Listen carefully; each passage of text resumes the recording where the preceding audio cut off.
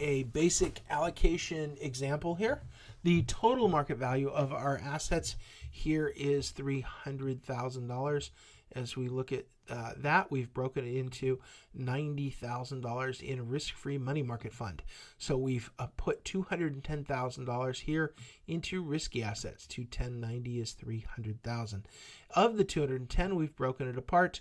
113,400 in equities, which is basically stocks, and of course 96,000 is the remainder. 96,600 is the remainder in bonds.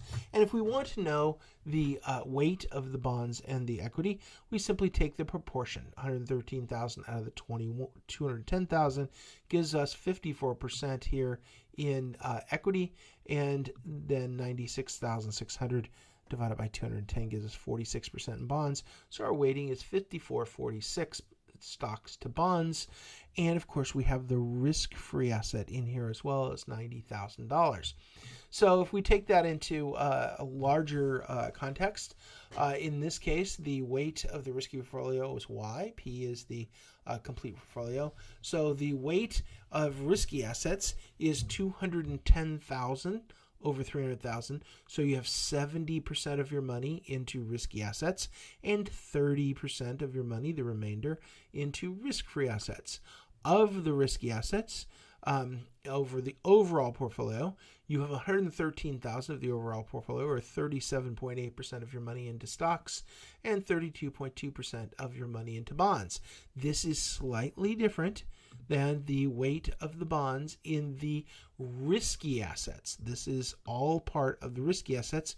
We're dividing by 210,000 here. So the weight of stocks versus bonds is 54-46 in risky assets.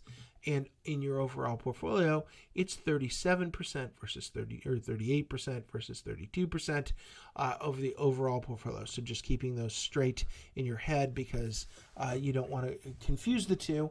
Oftentimes in personal finance, you'll find that the overall arching asset here, the 300,000, you don't have a risk-free asset of 90,000.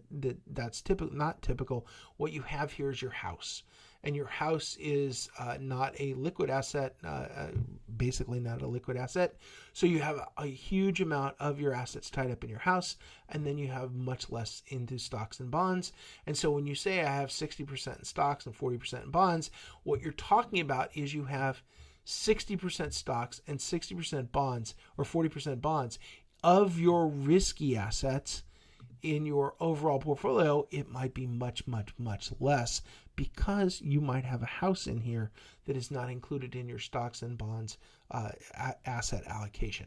So there's just a couple different ways to look at that that might help you clarify that. If you have a large amount of money, and many people do, in their house, then saying I'm 60% in stocks, 40% in bonds is true possibly for your risky assets, but you're not including your house in that, or any of your cash or any other things. So your allocation to stocks and bonds might be 60-40, but your allocation in your overall portfolio in this case is significantly less for stocks and bonds than it would be because you've added the risk-free asset as an allocation class.